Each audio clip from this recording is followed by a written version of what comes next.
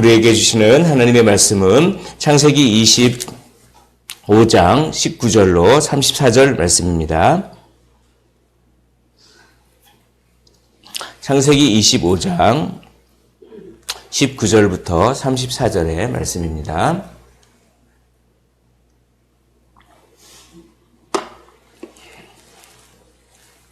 다 찾으신 줄로 알고 한 절씩 교독하시고 마지막 절 함께 읽도록 하겠습니다. 아브라함의 아들 이삭의 족보는 이러하니라. 아브라함이 이삭을 낳았고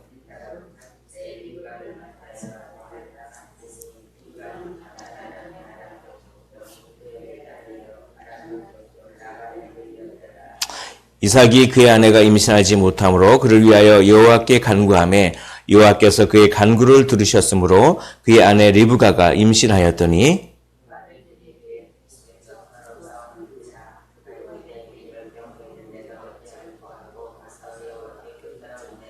여호와께서 그에게 이르시되 두 국민이 내 태중에 있구나. 두 민족이 내 북중에서부터 나누이리라. 이 족속이 저 족속보다 강하겠고 큰 자가 어린 자를 섬기리라 하셨더라.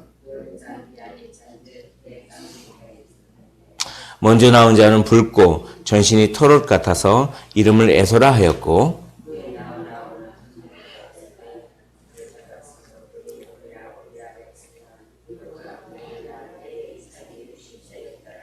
그 아이들이 장성함에 에서는 익숙한 사냥꾼이었으므로 들사람이 되고 야곱은 조용한 사람이었으므로 장막에 거주하니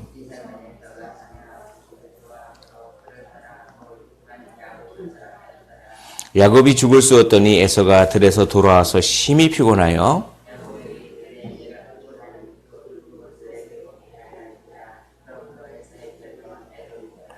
야곱이 이르되 형의 장자의 명분을 오늘 내게 팔라.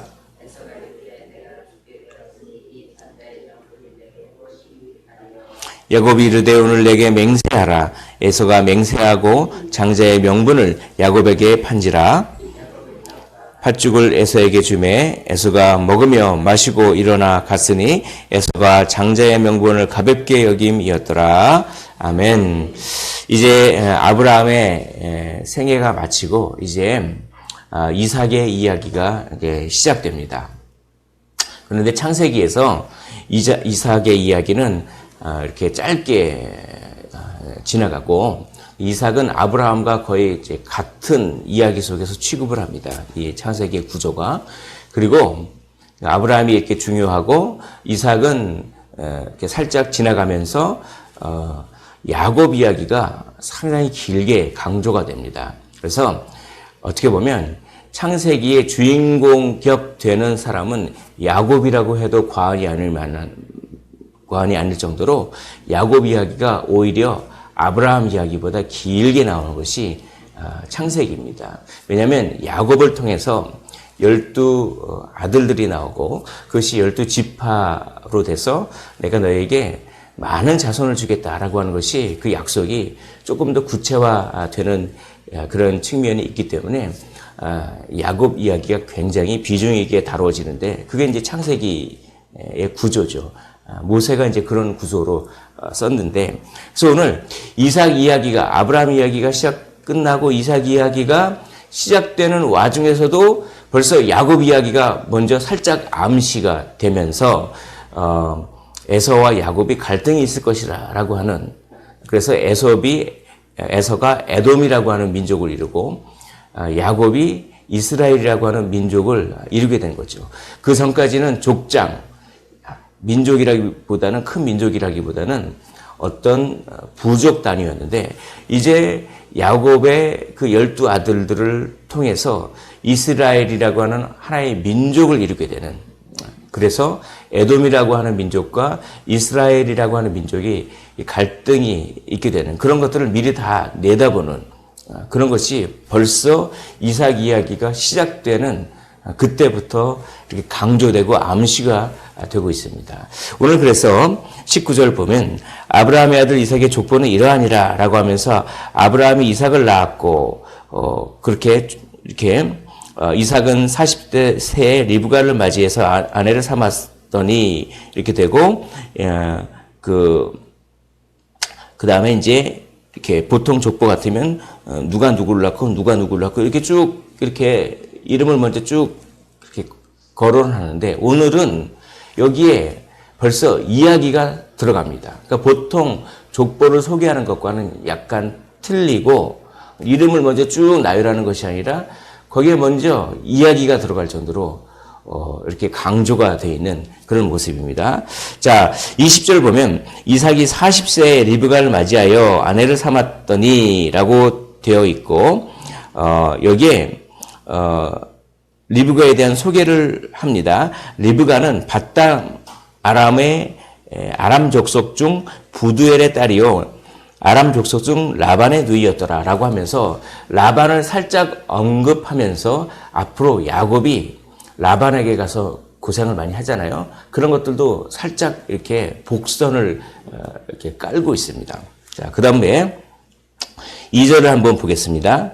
2절에 이삭이 그의 아내가 임신하지 못하므로 그를 위하여 여호와께 간구하매 여호와께서 그의 간구를 들으셨으므로 그의 아내 리브가가 임신하였더니 참 임신 못하는 게 고대에서 굉장히 요즘도 굉장히 그것은 스트레스가 되죠. 그러나 고대 사회에서 임신을 못하는 것은 신의 저주를 받았다거나 뭔가 그렇게 범죄했기 때문에 형벌을 받는다 이런 식으로도 생각되고 자기의 정체성이 무너지고 막 그럴 정도로 임신은 굉장히 중요한 문제였는데 아브라함의 아내 사라도 그렇게 90이 돼서야 임신하고 정말 그랬는데 이 리브가도 임신을 못하는 겁니다. 리브가가 이게 결혼하러 올 때 어떤 축복을 받았습니까? 그게 한번 찾아볼까요? 우리 24장 60절을 한번 보겠습니다.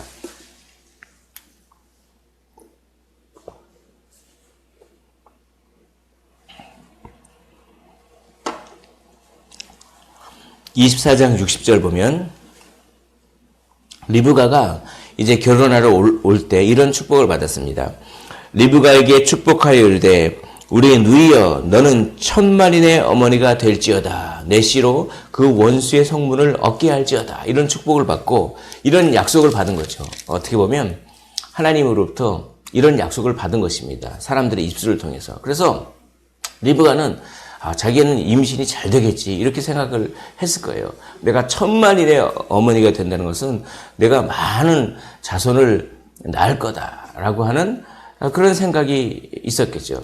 그런데 임신이 안 되는 겁니다. 그런데 1년이 지나고 2년이 지나고 몇 년 동안 임신이 안 됐을까요? 여기 보십시오. 2절에 보면 이삭은 40세에 리브가를 맞이하여 라고 되어 있죠. 우리 26절을 보십시오. 26절 맨 마지막 부분에 이렇게 되어 있습니다. 리브가가 그들을 낳을 때 이삭이 60세였더라. 그러니까 이삭이 40세에 결혼해서 이삭이 60세에 난 겁니다. 거의 20년 동안 임신을 못했어요. 그러니까 자기는 천만인의 그렇게 어머니가 될 것이다 라고 해서 그걸 철석까지 믿었는데 20년 동안 임신이 안 되면 얼마나 이게 1, 2년도 아니고 10년도 아니고 20년 동안 임신을 안 됐으니까 얼마나 마음이 아팠을까요? 그런데 그 아브라함은 인간적인 방법을 씁니다. 이스마엘이라든지 그렇게 하가를 통해서 인간적인 방법을 쓰는데 그래도 이삭은 자기 아버지를 안 닮고 인간적인 방법을 쓰지 않고 계속 기도를 했던 것 같습니다. 그래서 2절에 이삭이 그의 아내가 임신하지 못하므로 그를 위하여 여호와께 간구하매 여호와께서 그의 간구를 들으셨으므로 그의 아내 리브가가 임신하였더니 라고 됩니다. 참 이런 거 보면 이삭이 참 순종적인 것 같아요. 그래서 이삭의 인생이 굉장히 강조는 안 되고 짧게 지나가는 것 같지만 그러나 이삭의 인생은 상당히 순종적이었습니다. 그래서 오히려 평탄해요. 야곱은 상당히 드라마틱합니다. 그러나 저는 이삭의 인생도 참 좋은 인생 같아요. 순종적이고 하나님의 말씀을 순종하고 그렇게 인내하고 그러면은 참 이 온유한 자가 땅을 차지한다고 온유하고 이렇게 순종적이고 했더니 그 인생을 아주 그래 평탄하게 그렇게 인도하는 것을 봅니다. 내일 본문에서도 그것이 잘 드러나죠. 다음 다룰 본문이겠죠. 그런데 이 하나님께서 왜 이렇게 20년 동안 임신을 안 시켜주셨을까요? 그것은 아마 우리의 힘으로 그렇게 약속이 성취되는 것이 아니라 약속을 성취하는 것은 오로지 하나님의 은혜에 달려있다. 이걸 갖다가 하나님께서 훈련시키시는 것 같아요. 그러니까 우리가 뭔가 기다려야 할 일들이 있을 때 그것은 하나님이 오로지 은혜로만 된다라고 하는 것을 훈련시키는 그런 과정으로 우리가 그것을 해석하고 그것을 기도하면서 인간적인 방법이 아니라 기도하면서 인내해야 되는 그런 원리를 여기서 배웁니다.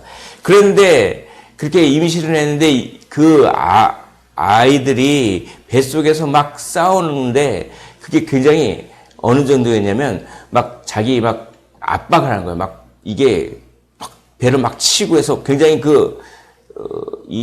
막 압박하는 그런 느낌을 받았던 것 같습니다. 그래서 굉장히 혹시 이거 아이들을 제대로 낳을 수는 있지 않을까? 뭐 이렇게 막 해서 여호와께 물어보니까 아마 선지자에 가서 아마 물어봤을 겁니다. 그러니까 여호와께서 이렇게 대답하는 거죠. 23절에 보면 여호와께서 그에게 이르시되 두 국민이 내 태중에 있구나. 두 민족이 내 복중에서부터 나누이리라. 이 족속이 저 족속보다 강하겠고 큰 자가 어린 자를 섬기리라 라고 합니다. 큰 자가 어린 자를 섬긴다. 우리의 상식을 뛰어넘어서 하나님께서는 선택하십니다. 하나님의 선택은 어떤 조건에 달려있는 것이 아니라 하나님의 선하신 뜻대로 선택하는 것입니다. 이 하나님의 주권을 인정하고 하나님의 그 선하신 계획을 우리가 믿음으로 이걸 수납하면서 인내로서 우리의 삶을 살아가야 되는 줄 믿습니다. 그래서 이제 두 아이 쌍둥이를 낳는데 이게 성향이 다른 거예요. 27절에 보면 그 아이들이 장성해서 에서는 익숙한 사냥꾼이 되었고 그다음에 야곱은 조용한 사람이었다라고 하면서 하나는 유목민, 목축을 하나는 아주 활발해서 사냥을 즐기고 서로 다른 성향입니다. 그러니까 뭔가 갈등의 요소가 이렇게 있죠. 그런데 그 갈등을 더 크게 만드는 요소가 뭐냐면 편애입니다. 편애를 하니까 그렇잖아도 다른 성향에 있어서 갈등이 있을 그런 가능성이 있는데 그걸 더 자극을 하는 거예요. 편애를 하니까.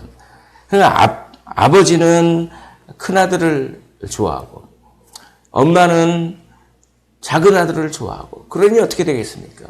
갈등이 더 심화가 되는 것이죠. 28절에 보면 이삭은 에서가 사냥한 고기를 좋아하므로 그를 사랑하고 리브가는 야곱을 사랑하였더라 라고 하면서 이 편애를 통해서 갈등이 더 심화되고 급기야는 그 갈등이 이제 구체적인 어떤 사건으로 드러나는 것입니다. 그것이 여러분들이 잘 아는 팥죽 사건입니다. 그래서 이삭이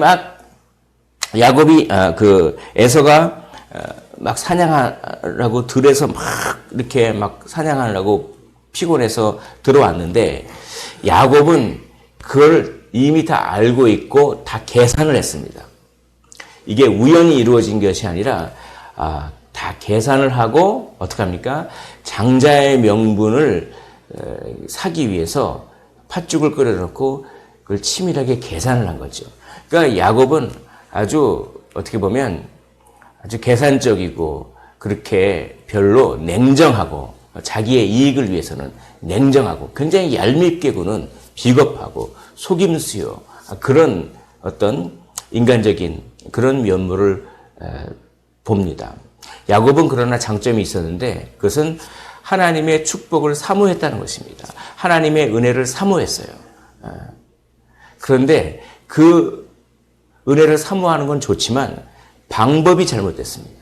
그러니까 우리가 하나님의 은혜를 사모하는 것 그런 것은 좋지만 그것도 정당한 방법으로 그것을 하나님이 인정하시는 방법으로 그거를 구해야지 자기 방법으로 그걸 획득하려고 하면 안 됩니다. 이미 하나님께서는 작은 자가 큰 자가 어린 자를 섬기리라 이렇게 선택을 했는데 그것을 하나님의 때에 맞게 기다려야 되는데 자기 방법대로 그를 그러나 은혜를 사모하는 마음은 좋지만 근데 에서는 은혜를 사모하는 마음보다는 자기가 어떻게 보면 장자의 권리를 가졌는데 그 하나님께 받은 권리를 너무 가볍게 여겼습니다. 우리도 하나님께 받은 은혜가 있습니다. 우리는 구원을 받았습니다.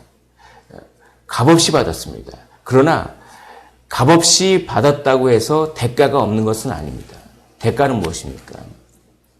자기 아들을 죽이는 대가죠.